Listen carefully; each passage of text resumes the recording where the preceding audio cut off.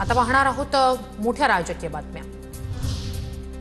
संजय राऊतांकडून एकनाथ शिंदेंवर खालच्या पातळीवर टीका। शिंदेंनी बाळासाहेबांचं नाव घेणं बंद करावं। शिंदेंचा पक्ष नसून व्यापारी कंपनी, पैशासाठी आपापल्या लोकांचा मॅचमध्ये जुगार लागला असेल, राऊतांची टीका।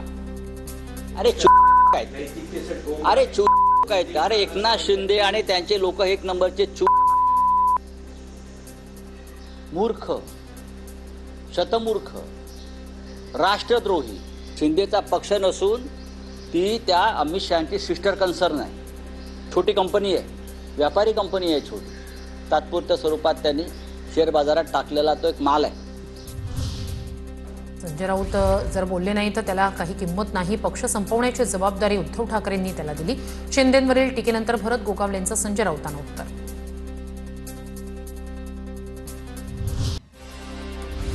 गणेश नाईकांनी अप्रत्यक्षपणे बोलण्यापेक्षा समोरून नाव घेऊन बोलावं, शंभूराज देसाई यांचं गणेश नाईक यांना आव्हान। शिंदे गरिबांचे तारणहार, कोण राम कोण रावण हे महाराष्ट्रानं पाहिलं असं म्हणत लगावला टोला। शरद पवारांच्या राष्ट्रवादीच्या शिबिरात मतचोरी संदर्भात प्रात्यक्षिक। शरद पवारांसमोरच मतचोरीच्या विविध प्रकारांचं प्रात्यक्षिक। देवाभाऊ कॅम्पेनला शरद पवारांच्या राष्ट्रवादीकडून देवा तूच सांगणं उत्तर। नाशिक जिल्ह्यात विविध दैनिकांमध्ये जाहिरात। शेतकरी कर्जमाफी, पीक विमा, कांदा निर्यात बंदीवरून प्रश्न। पवार साहेबांनी एक्स म्हटलं तर वाय समजायचं, ते मोठे नेते, त्यांच्यावर काय बोलणार? राष्ट्रवादीच्या पेपरमधील जाहिरात, कॅम्पेन आणि शिबिराच्या मुद्द्यावर फडणवीसांची प्रतिक्रिया।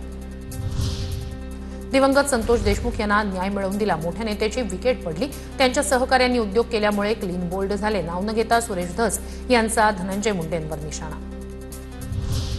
पुण्यात ट्रॅफिक वेळी पर्रीकरांसारखं फिरा, महिलेचा अजित पवारांना सल्ला, तर कोण पर्रीकर म्हणत अजित पवारांचा महिलेला प्रतिप्रश्न।